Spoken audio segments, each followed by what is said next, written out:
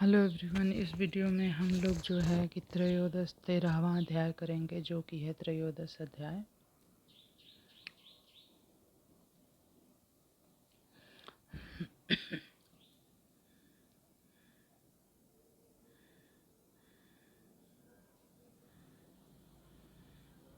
तो यह जो है हम तृतीय स्कंद का कर रहे हैं। तो बाकी के अध्याय जो हैं 12 अध्याय हो चुके हैं, इसमें हम 13वां अध्याय करेंगे।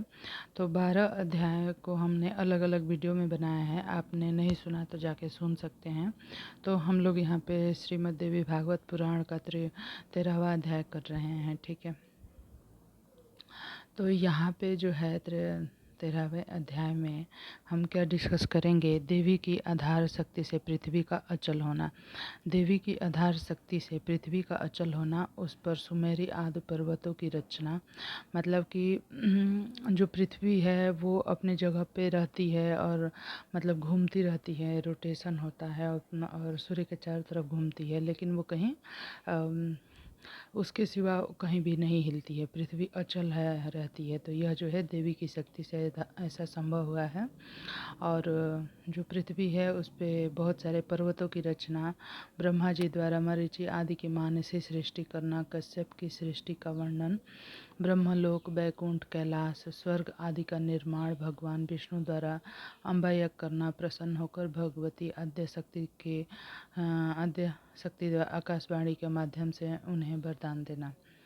तो इन सारी बातों का चर्चा हम यहाँ पे करेंगे। यहाँ पे जब राजा बोले, हे पितामह, जगत के कारण स्वरूप तथा परम शक्तिशाली भगवान विष्णु ने पूर्व काल में वह यज्ञ कैसे किया। हे महामते, उस यज्ञ में कौन कौन ब्राह्मण सहायक थे और कौन कौन वेद तत्व यज्ञ विद्वान ऋतिज्व थे। हे परंतप, यह सब आप मुझे बताएं। भगवान विष्णु के द्वारा किए गए अम्बा यज्ञ को सुनकर बाद में मैं भी सावधान होकर उसी विहित कर्म के अनुसार यज्ञ करूँगा। व्यास जी बोले, हे महाभाग, हे राजन, भगवान विष्णु ने जिस तरह विधि पूर्वक देवी यज्ञ किया था, उस परम अद्भुत प्रसंग को आप विस्तार से सुने। उस समय जब आदि शक्ति ने उन्हें विभिन्न शक्तियां प्रदान करके विदा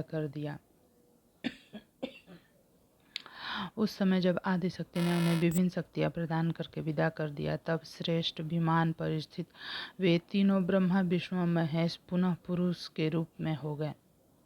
वहां से चलकर वे तीनों श्रेष्ठ देवगण घोर महासागर में पहुंच गए। वहां उन्होंने पृथ्वी उत्पन्न करके उस पर रहने के लिए स्थान बनाया और वहीं रहने लगे। उस समय देवी ने अचल आधार शक्ति को मुक्त किया, जिसके आश्रय से वे मेद युक्त पृथ्वी टिक गई। ठीक है। उस समय देवी ने अचल आधार शक्ति को मुक्त किया, जिसके आश्रय से वह मेद युक्त पृथ्वी टिक गई। मधु कैटव के मेद का संयोग होने के कारण पृथ्वी को मेदिनी कहा गया है। धारण करने की शक्ति होने के कारण उसे धरा, विस्तृत होने के कारण उसे पृथ्वी कहा गया है। यह पृथ्वी महनीय होने के कारण मही कही जाती है। यह शेषनाग के मस्तक पर स्थित है, जिसको यथा स्थान स्थित रखने के लिए सभी विशाल पर्वत रचे गए।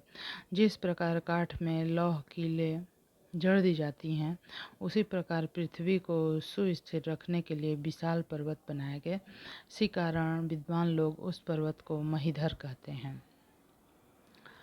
परम अद्भुत सुमेरु पर्वत सोने का बना हुआ है। वह मणिमय चोटियों से सुशोभित है तथा अनेक योजन विस्तार वाला है। उस समय सृष्टि का विकास इस प्रकार हुआ। सर्वप्रथम ब्रह्मा के विख्यात मानसिक पुत्र मरीचि, नारद, अत्रि, पुलस्त्य, पुलह, क्रतु, दक्ष और वशिष्ठ आदि उत्पन्न हुए।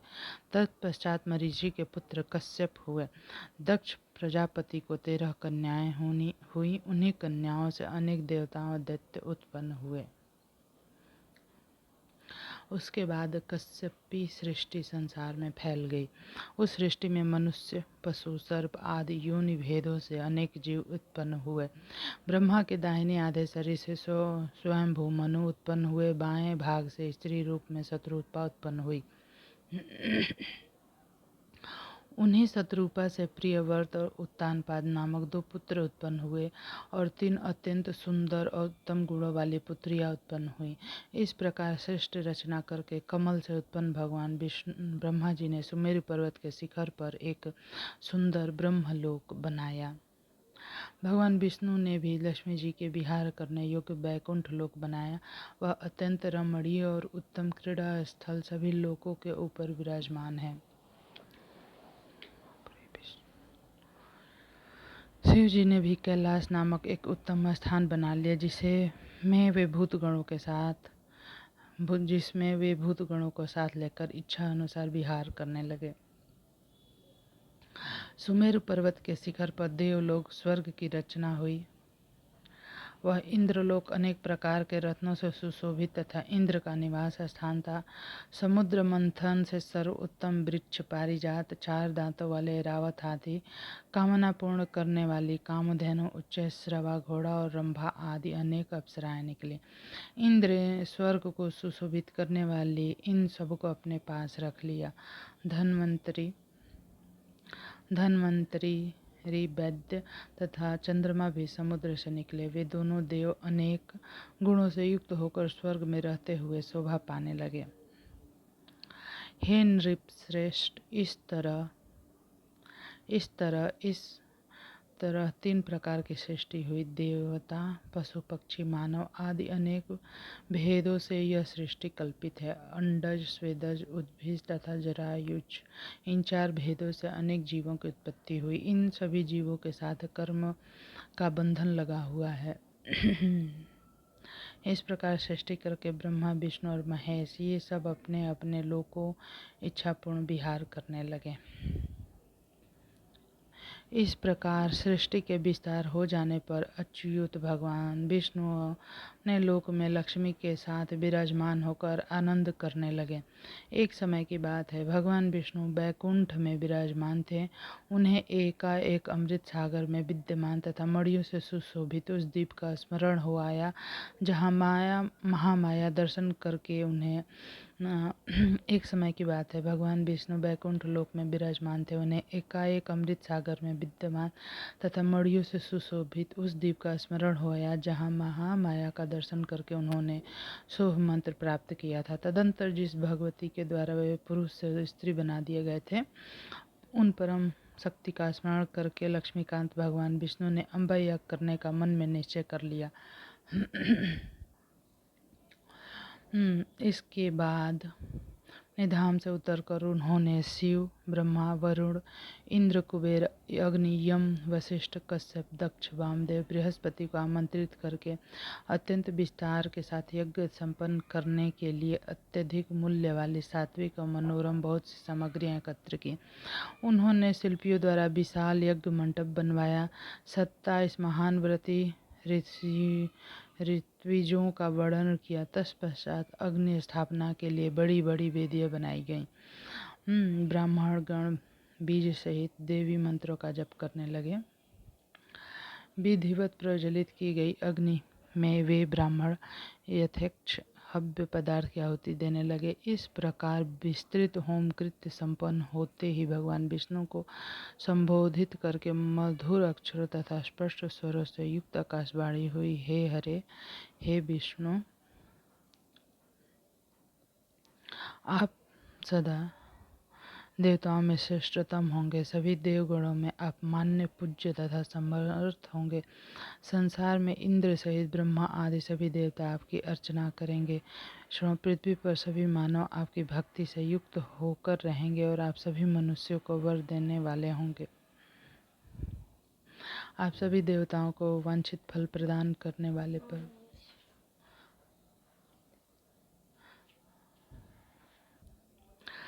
आप सभी देवताओं को वांछित फल प्रदान करने वाले महान परमेश्वर होंगे। सभी यज्ञों में प्रधान रूप से सभी यज्ञ कर्म पूजे जाएंगे। लोग आपकी पूजा करेंगे, आपके लिए आप उनके लिए वरदाता होंगे। राक्षसों के द्वारा अत्यधिक प्रताड़ित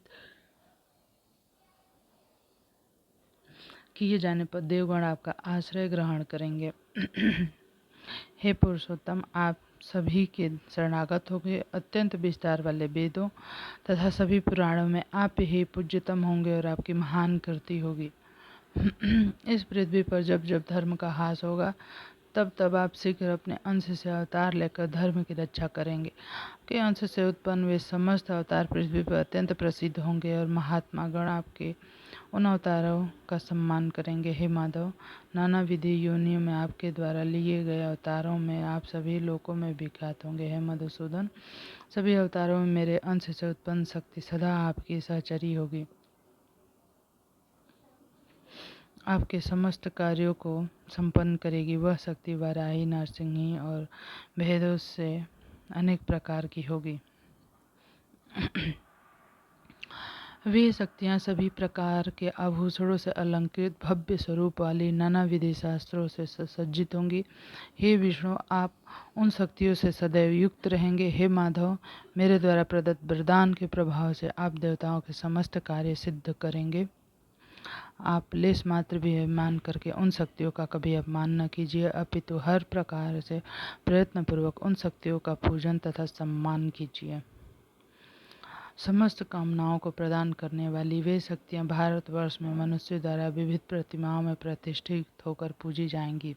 समस्त कामनाओं को प्रदान करने वाली वे शक्तियाँ भारतवर्ष में मनुष्यों द्वारा विविध प्रतिमाओं में प्रतिष्ठित होकर पूजी जाएंगी। हे देवेश, उन शक्तियों की तथा आपकी कीर्ति पृथ्वी मंडल तथा समस्त सातों द्वीपों में प्रसिद्ध होगी। हे महाभाग, भूमंडल पर सकाम मनुष्य अनेक मनोरथों को पूर्ण करने के लिए आपकी तथा उन शक्तियों की निरंतर उपासना करेंगे। हे हरे, वे लोग अर्चनाओं में भाव से युक्त होकर नाना विधि उपहार और वैदिक मंत्र और नाम जप से आपकी आराधना करेंगे। हे मधुसूदन, हे देवेश, मनुष्यों के द्वारा सुपूजित होने के कारण आपकी महिमा पृथ्वी लोक तथा स्वर्ग लोक में वृद्धि को प्राप्त होगी। व्यास जी बोले, इस प्रकार भगवान विष्णु को वरदान देकर वह आकाशवाणी चुप हो गए। उसे सुनते ही भगवान विष्णु भी प्रसन्नचित हो गए। तत्पश्चात यज्ञ का विधि पूर्वक समापन करके तथा उन सभी देवताओं ब्रह्मपुत्र मुनियों को विदा करके सर्वसमर्थ गरुड़ध्वज भगवान विष्णु अनुचरों के साथ बैकुंठ लोक को चले गए। तदंतर विस्मय के साथ यज्ञ विषयक वार्ता करते हुए समस्त देवता अपने लोकों को तथा मुनिजन अपने अपने पवित्र आश्रमों को अति प्रसन्नता पूर्वक चले गए। आकाश से प्रादुर्भूत उस कर्णप्रिय तथा परम विशद वाणी को सुनकर के हृदय में परा प्रकृति के प्रति भक्ति भाव उत्पन्न हो गया। हे निंद्रों, अतः वे सभी ब्राह्मण तथा मुनिजन भक्ति प्राण होकर उन भगवती का पूजन करने लगे जो वेद शास्त्रों में वर्णित है तथा संपूर्ण वांछित फलों को प्रदान करने वाला है। अथ चतुर्दशो अध्याय, 14वां अध्याय इसमें हम करेंगे। यहाँ पे इस अध्याय में चर्चा है देवी महात्म्य से संबंधित राजा ध्रुव संधि का कथा। ध्रुव संधि की मृत्यु के बाद युधाजित और वीरसेन का अपने अपने ही पत्रों के पक्ष में विवाद। जन्मेजय बोले, हे द्विज, मैंने विष्णु द्वारा किए गए देवी यज्ञ के विषय में विस्तार पूर्वक सुन लिया। अब आप मुझे विस्तृत रूप से भगवती की महिमा बताइए।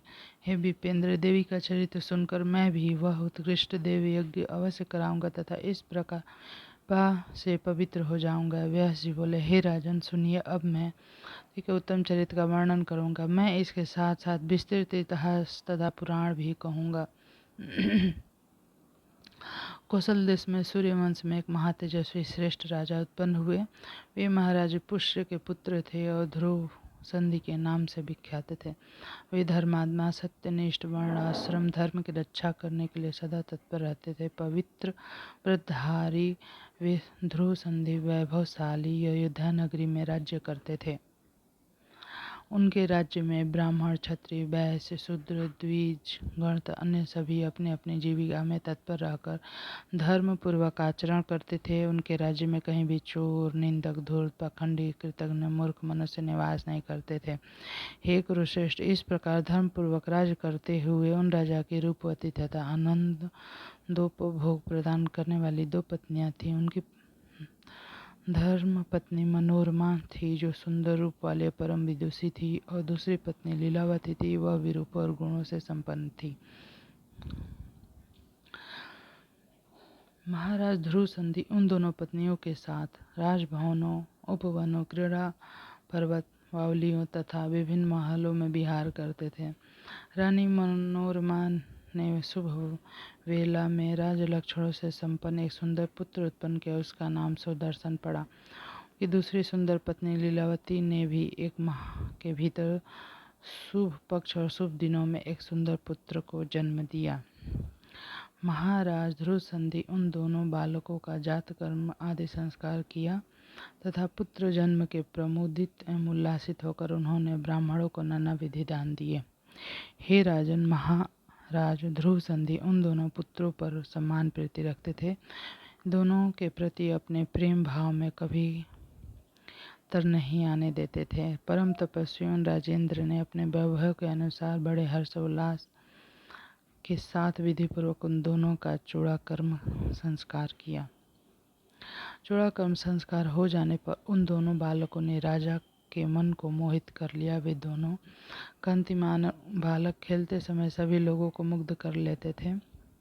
दोनों में मनोरमा का पुत्र सुदर्शन ज्येष्ठ था। लीलावती का शत्रुजीत नामक पुत्र अत्यंत सुंदर तथा मृदुभाषी था। उसके मृदुभाषी तथा अत्यंत सुंदर होने के कारण राजा उससे अधिक प्रेम करने लगे और उसकी तरह से वह प्रजाजनों मंत्रियों का भी प्रिय पात्र बन गया।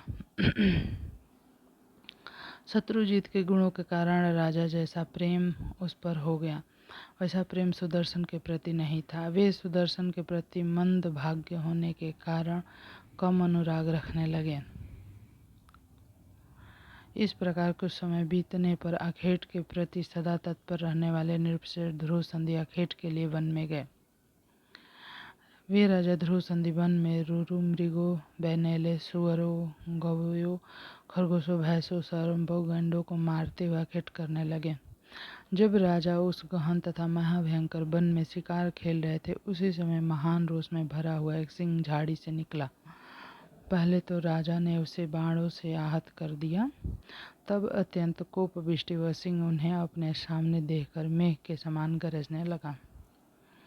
अपनी पूंछ खड़ी करके अपनी गर्दन के बालों केसों को छितराकर अत्यंत कुपित वह सिंह राजा को मारने के लिए छलांग लगा कर उन पर झपटा।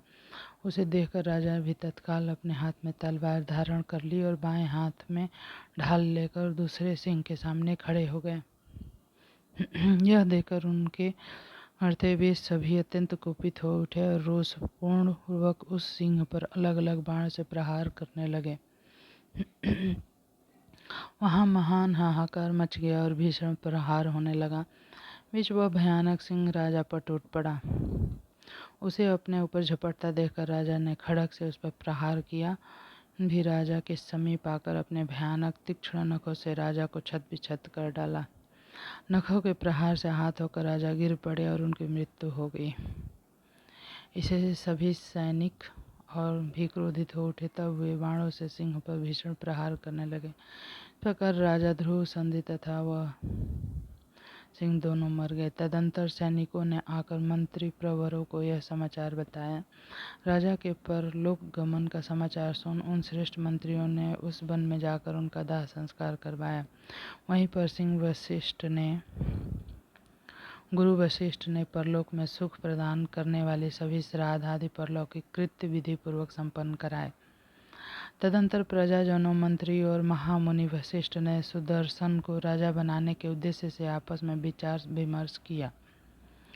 श्रेष्ठ मुनियों ने कहा कि सुदर्शन महाराज की धर्मपत्नी मनोरमा के पुत्र हैं, शांत स्वभाव वाले पुरुष हैं और सभी लक्षणों संपन्न हैं, अतः ये राजा सिंहासन के योग्य हैं। गुरु वशिष्ठ ने भी वही बात कही कि महाराजा का यह पुत्र सुदर्शन राजपद के योग्य है, क्योंकि बालक होते हुए भी धर्मपरायण राजकुमार के राज सिंहासन का अधिकारी होता है। वयोवृद्ध मंत्रियों द्वारा इस प्रकार विचार करने के उपरांत यह समाचार सुनकर उज्जैनी नरेश राजा युद्धाजित शीघ्र ही वहां आ पहुंचे। लीलावती के पुत्र युद्धाजित अपने दामाद की मृत्यु के विषय में सुनकर दैहित्र के हित की कामना से उस समय शीघ्रतापूर्वक वहां आए। उसी समय सुदर्शन के हित साधन के उद्देश्य से मनोरमा के पिता का अधिपति महाराज वीरसेन भी वहां आ गए। सेनाओं से संपन्न तथा एक दूसरे से भयभीत वे दोनों राजा राज्य के अधिकारी का निर्णय करने के लिए आओं के साथ मंत्रणा करने लगे।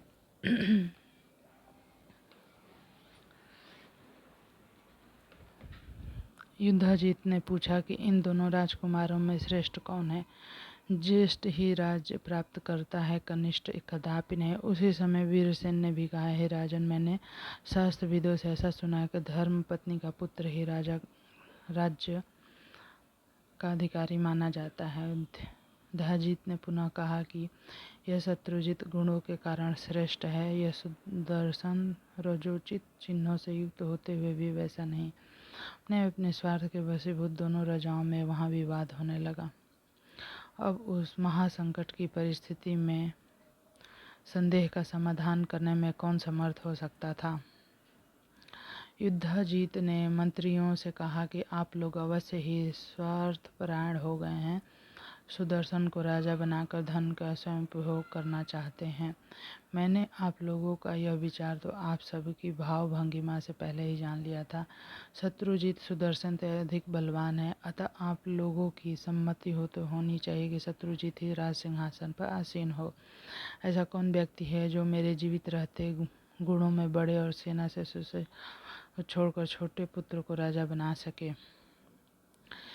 इसी के लिए मैं निश्चित रूप से घोर संग्राम करूंगा। मैं खड़ग की धार से पृथ्वी के भी 2 टुकड़े हो सकते हैं, फिर आप लोगों की बात ही क्या।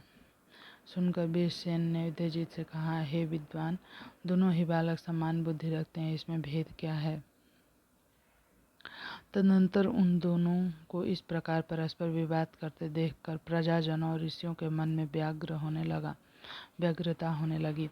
तब एक दूसरे को क्लेश पहुंचाने के लिए युद्ध की इच्छा वाले दोनों पक्षों सामंत सावधान होकर अपनी अपनी सेनाओं के साथ वहां आ पहुंचे। उसी समय महाराज ध्रुव संधि की मृत्यु का समाचार सुनकर श्रृंगवेरपुर में रहने वाले निषाद राजकोष लूटने के लिए वहां आ गए। दोनों राजकुमार अभी बालक हैं तथा वे आपस में कलह करें, यह सुनकर देश देशांतर के चोर लुटेरे भी वहां आ गए। इस प्रकार वहां पर भारी कलह उपस्थित हो जाने पर युद्ध आरंभ हो गया। युद्धाजित और वीरसेन भी युद्ध के लिए उद्यत हो गए। यहाँ पे है 15वां अध्याय। राजा युद्धाजित वीरसेन का युद्ध। वीरसेन की मृत्यु। राजा ध्रुव संधि की रानी मनोरमा का अपने पुत्र सुदर्शन को लेकर भरद्वाज मुनि के आश्रम में जाना और वहीं निवास करना। व्यास जी बोले, हे राजन, युद्ध आरंभ हो जाने पर क्रोध एवं लोभ के वशीभूत उन दोनों राजाओं ने लड़ने के लिए शस्त्र उठा लिए। तब उनके बीच भयंकर संग्राम होने लगा। युद्ध के लिए कृत संकल्प वे विशाल बाहु राजा युद्धाजित धनुष धारण करके अपने सेना तथा वाहन आदि के साथ रणभूमि में डट गए।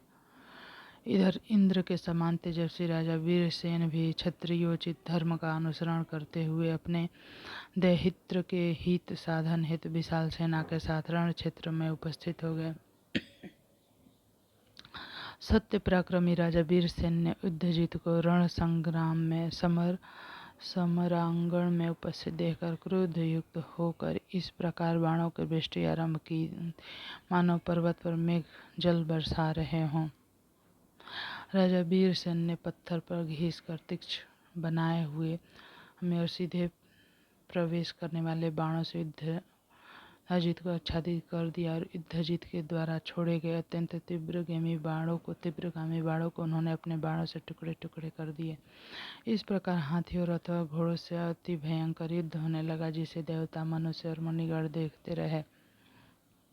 मांस भक्षण की लालसा से वहां एक कौवे गीध आदि पक्षियों के विस्तृत समूह शीघ्र ही वहां का आकाशमंडल गया।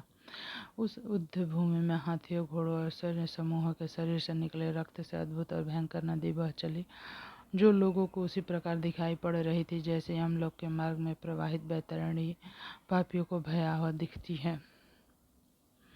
तीव्र धार के वेग से कटे हुए तलवटी उस नदी में मनुष्य के केश युक्त इधर उधर बिखरे मस्तक, खेलने में तत्पर बालकों द्वारा यमुना में फेंके गए तंबू फलों के समान प्रतीत हो रहे थे। रथ से गिरे हुए मृत वीर को पृथ्वी पर पड़ा देखा हुआ मांस की इच्छा से गिद्ध उसके ऊपर लगा। इससे ऐसा प्रतीत होता था मानो उस वीर का जीव अपने शरीर को अति सुंदर देखकर अत्यंत विवश हो पुनः प्रवेश करने की इच्छा कर रहा हो।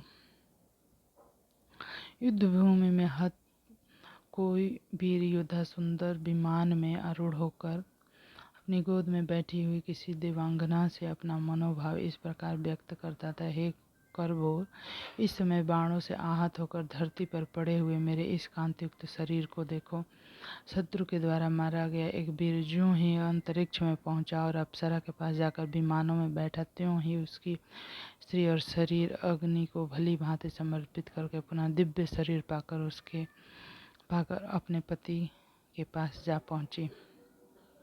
उस युद्ध में दो वीर परस्पर एक दूसरे के शास्त्र प्रहार से आहत होकर मर गए और साथ ही में पहुंच गए। वहां पर भी अप्सरा को प्राप्त करने के लिए वे दोनों वीर शस्त्र युक्त होकर एक दूसरे को मारने हेतु युद्ध करने लगे।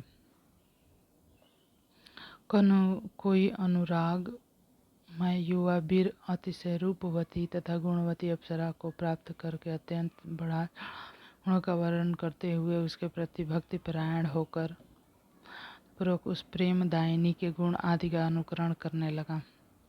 घोर युद्ध के कारण रणभूमि उड़ी हुई अत्यधिक धूल ने अंतरिक्ष स्थित सूर्य को ढक दिया और दिनों में ही रात हो गई।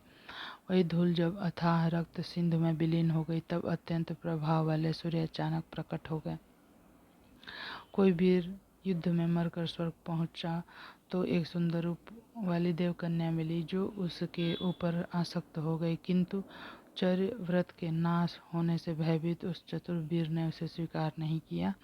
ने सोचा कि ऐसा करने से मेरा अनुरूप यह ब्रह्मचारी शब्द व्यर्थ हो जाएगा। तदंतर घोर संग्राम छिड़ जाने पर राधा युद्ध जीतने अपने तीक्ष्ण अत्यंत भीषण बाणों से वीरसेन को मार डाला। इस प्रकार कटे मस्तक वाले महाराज वीरसेन पृथ्वी पर गिर पड़े। उनकी संपूर्ण सेना नष्ट हो गई और चारों दिशाओं में भाग गई। अपने पिता वीरसेन को रण संग्राम में मारा गया सुनकर अपने पिता के वैर का स्मरण करते हुए मनोरमा भय से व्याकुल हो गई। वह चिंता में पड़ गई कि बुरे विचारों वाला वह पापी युद्धाजित राज्य के लोभ से मेरे पुत्र को अवश्य ही मार डालेगा। अब मैं क्या करूं, कहाँ जाऊं? पिताजी युद्ध में मारे गए और पति भी मर चुके हैं और मेरा यह पुत्र भी बालक ही है। लोभ बड़ा ही पापी होता है, इसको किसी के वश में नहीं किया। इसने किसको अपने बस में नहीं किया। लोभ से ग्रस्त हो जाने पर श्रेष्ठ राजा भी कौन सा पाप नहीं कर सकता। लोभ से अभिभूत मनुष्य अपने माता पिता, भाई, गुरु तथा बंधु बांधवों को भी मार डालता है, इसमें संदेह नहीं। लोभ के कारण मनुष्य भक्ष और अगम्य स्त्री के साथ गमन भी कर लेता है। लोभ से व्याकुल होकर वह धर्म का त्याग भी कर देता है। अब इस नगर में कोई बलवान पुरुष मुझे सहायता देने वाला नहीं रह गया जिसके आश्रय में रहकर अपने सुंदर पुत्र का पालन कर सकूं। यदि राजा युद्धजीत होते तो मेरे पुत्र को मार डाले तो मैं फिर क्या करूंगी। इस संसार में मेरा कोई रक्षक नहीं, इससे सहारे मैं निश्चिंत रह सकूं। मेरी सौत लीलावती भी सदा मुझसे बैर भाव रखती है, अतः वह भी मेरे पुत्र पर दया नहीं करेगी। जीत के रणभूमि से लौटकर आ जाने पर मेरा यहाँ से निकल भागना संभव नहीं सकेगा। वह मेरे पुत्र को बालक जानकर उसे कारागार में डाल देगी। सुना जाता है कि पूर्व काल में इंद्र ने पूर्व काल में इंद्र ने अपने वज्र को अत्यंत छोटा बनाकर अपने सौतेली माता दिति के गर्भ में प्रवेश करके गर्भस्थ शिशु को काट कर डाला और उसके साथ टुकड़े कर दिए थे। इसके बाद उसने पुनः एक एक टुकड़े को 7 खंड कर दिए थे और वे ही आगे चलकर देवलोक में 49 मारुत के रूप में प्रतिष्ठित हुए। मैं यह भी सुना है कि पूर्व काल में एक राजा की किसी रानी ने अपने के गर्भ को नष्ट करने के उद्देश्य से उसे विष दे दिया था। कुछ समय बीतने पर वह बालक विष के साथ उत्पन्न हुआ। इसी से वह भूमंडल पर सागर नाम से प्रसिद्ध हो गया। महाराज दशरथ की भार्या कैकेयी ने पति के जीवन काल में ही उनके ज्येष्ठ पुत्र रामचंद्र को वनवास दे दिया, के फलस्वरूप राजा दशरथ की मृत्यु भी हो गई। जो मंत्री मेरे पुत्र सुदर्शन को राजा बनाना चाहते थे, वे भी अब विवश होकर युद्धजीत के अधीन हो गए हैं। मेरा भाई भी ऐसा योद्धा नहीं है जो मुझे बंधन से छुड़ा सके। युद्ध से मैं महान संकट में पड़ गई हूँ, फिर भी उद्योत तो सर्वथा करना ही चाहिए। सफलता तो दैव के अधीन है। अब मैं अपने पुत्र की रक्षा के लिए शीघ्र ही कोई उपाय करूँगी। ऐसा सोचकर वह रानी अति सम्मानित, सभी कार्यों में दक्ष तथा विचार कुशल श्रेष्ठ मंत्री प्रवर विद्दल को बुलाकर उन्हें एकांत में ले गई और बालक को हाथ में लेकर उसे रोती हुई दयनीय मन वाली उस मनोरमा ने अत्यंत दुखी होकर उनसे कहा, पिता युद्ध में मारे गए और मेरा यह पुत्र अभी अबोध बालक है। राजा युद्धजीत बलवान है। ऐसी परिस्थिति में मुझे क्या करना चाहिए, मुझे बताएं। तब विद्वल ने उसे कहा, अब यहाँ नहीं रहना चाहिए। हम लोग यहाँ से वाराणसी के वन में चलेंगे। हाँ, वहाँ सुबाहु नाम से विख्यात मेरे मामा रहते हैं। वे समृद्धशाली और महाबलशाली हैं। वे ही हमारी रक्षक होंगे। मन में युद्धजीत के दर्शन की अभिलाषा से नगर से बाहर चलना चाहिए और रथ पर सवार हो प्रस्थान कर देना चाहिए। इसमें शंका की आवश्यकता नहीं है। विद्वल के ऐसा कहने पर रानी मनोरमा लीलावती के पास गई और बोली, हे सुनैने, मैं तुम्हारे पिता का दर्शन करने जा रही हूँ।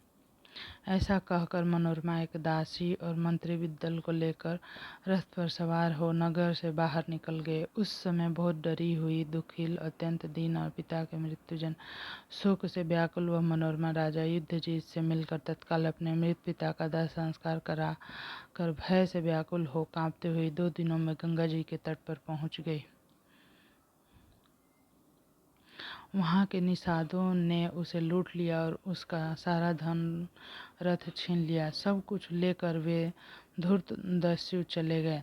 तब वह रोती हुई अपने पुत्र को लेकर सैरंध्री के हाथ का सहारा लेकर किसी प्रकार गंगा के तट पर गई और छोटी सी नौका पर डरती हुई बैठकर पवित्र गंगा के भयक्रांत मनोरमा चित्रकूट पर्वत पहुंच गई।